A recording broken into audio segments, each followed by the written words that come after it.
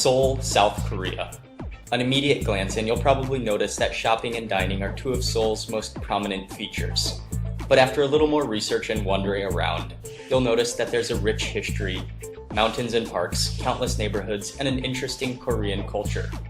The list of attractions in Seoul could go on and on. That's why I thought instead of trying to tackle the entire city, I'd limit this list to just 25 of the coolest things to do. This is an overview video that includes a little history, a little shopping, food and eating, and everything entertaining. If you want to add something to this list, please feel free to leave a comment below. Number 1 is the Gyeongbokgung Palace. Originally constructed at the very end of the 14th century during the Joseon dynasty. And I just got my ticket, 3,000 won, which is about $3 US.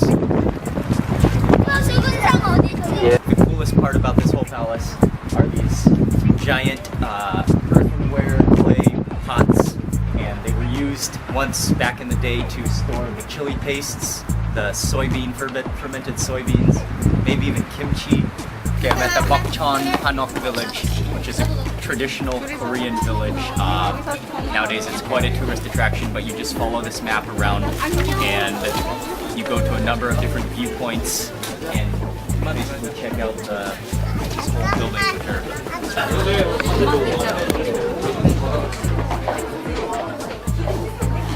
The temple is one of the centers of Zen Buddhism in Korea.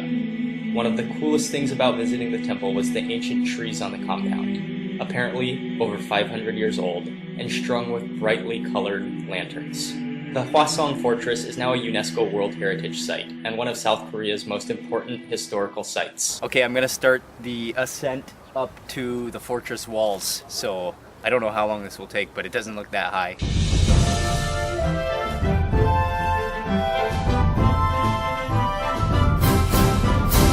Korean War Memorial Monument right now. It's a pretty cool place actually. Although a communications tower, it doubles as an entertainment and observation tower as well. Number 7 is the area of Myeongdong. Shopaholics will rejoice when they go to Myeongdong. It's one of Seoul's busiest and most shopper-insane areas of town.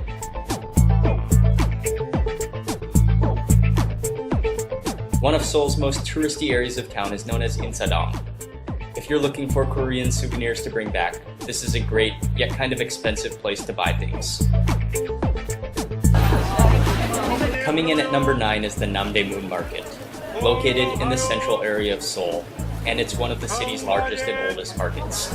This is Seoul in its most thrilling local flavor. Yet another wild Seoul shopping destination, Dongdaemun is not really a single market, but rather an entire area that is dedicated to shopping. One of the international melting pots of Seoul is Itaewon. There are lots of international restaurants, stores, bars, and clubs. Another popular area of Seoul is near Hongik University, known as Hongdae for short. Latte Mart has to be one of the coolest grocery stores I've ever visited. Step inside and you'll be transported into a world of thrilling rides and adventurous activities. After walking around for a while, I realized it's a giant green park with not just cool things for kids, but for just about everyone. I got to see my first ever polar bears at the zoo within the park. Along the banks of the river, throughout most of the city, is a lovely recreational area set aside for exercising and sports. In an effort to renew the greenness in a seemingly endless city sprawl in central Seoul, the Cheongyecheong Stream and Recreational Area was created. Namsan is located right in the middle of Seoul, but there are also many places to hike near the city.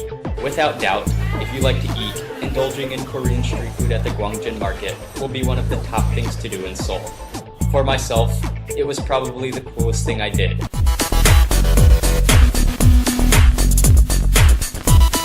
Number 20 is Seoul's Noryangjin Fisheries Market, a bedazzling display of the finest and freshest seafood. The seafood is kept so fresh in water that it sometimes looks like you're in a pet store instead of a food market. Isn't that awesome? Garak Market is the biggest and craziest distribution wholesale food market in Seoul. Food comes to this market from around the entire country to supply the city. One of the finest things to do in Seoul is to explore with your stomach. Much of the street food in Seoul is made for on-the-go eaters who just have a few moments to grab a quick snack. The food is served piping hot and is fresh and extremely tasty. Deep fried items and hot dogs are popular choices. Koreans really know how to make ice cream well, and not just fresh ice cream, but some of the best ice cream packages I've ever had are sold at convenience stores throughout Seoul. I don't think I've ever seen as many coffee shops per block as in Seoul. The problem is, it happens to be way watered down and not nearly strong enough. But the coffee shops are still nice to sit in and normally include Wi-Fi.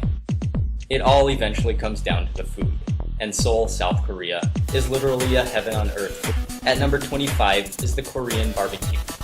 Sitting at a table with your own personal grill in front of you, ordering plates of meat, grilling them right before your nose, and devouring the meat along with Korean side dishes and leaves of lettuce and garlic is one of the world's most delicious ways to feast.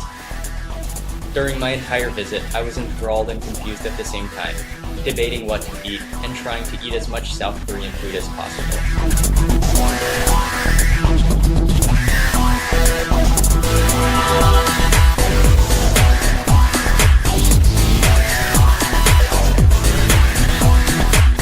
So there you have 25 exciting things to do in Seoul.